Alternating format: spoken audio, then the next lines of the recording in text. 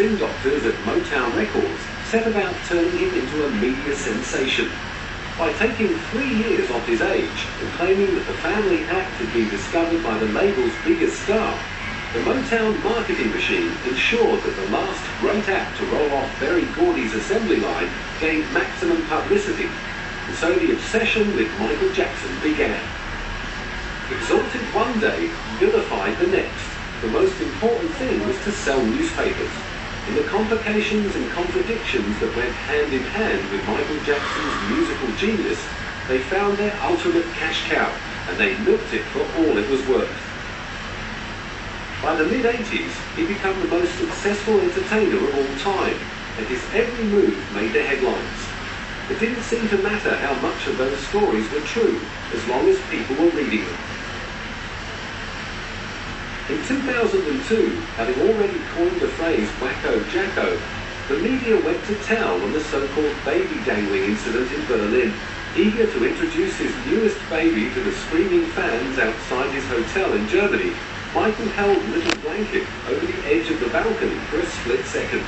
That impetuous action was to bring the wrath of the world's media upon his head, just 2 months before he was arrested on child abuse charges. I will say that I am particularly upset by the handling of this mass matter by the incredible, terrible mass media. At every opportunity, the media has dissected and manipulated his allegations to reach their own conclusions. After years of trying him in the press, the media was already handing down a guilty verdict before Michael even made it into the courtroom for the first day of a trial that would last for 5 grueling months. Unfortunately, it is a molestation case like many others. The difference, obviously, is that the defendant is Michael Jackson, and therefore the attendant publicity is enormous. And so the case gets blown out of proportion in terms of its underlying importance legally. It really becomes more of a media spectacle than anything else. However, the press weren't about to go away.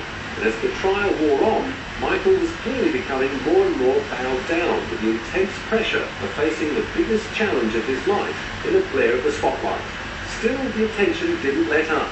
The military-style media operation saw journalists and camera crews digging themselves in for the duration, with their marquees and catering units poised to beam every humiliating highlight to newsrooms and photo agencies around the world.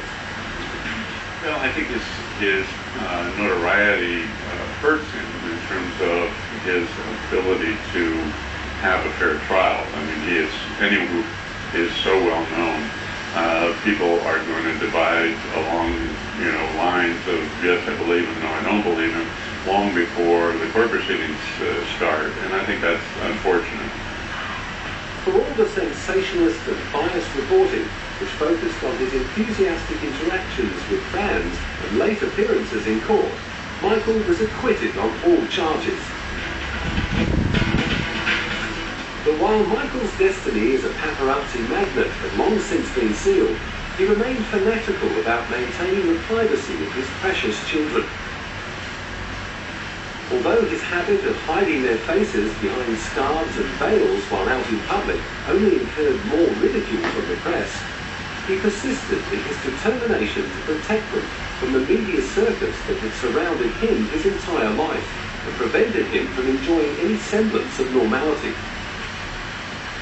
As Reverend Al Sharpton